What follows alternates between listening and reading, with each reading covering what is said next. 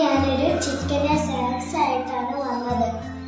Ingredients എന്താ നോക്കാം. First chicken fry ചെയ്തത്, പിന്നെ പൊട്ടാറ്റോ പുഴുങ്ങിയത്, ടൊമാറ്റോ, ഇത് ഗ്രീൻ ചില്ലി, പിന്നെ ഇത് ഓണിയൻ, ഇത് വെറുമൊരു തൂവൽ കൊണ്ടു മുറിയും ചെറുമൂന നോക്കുകൊണ്ടു വിളറും ഒരു നേർത്ത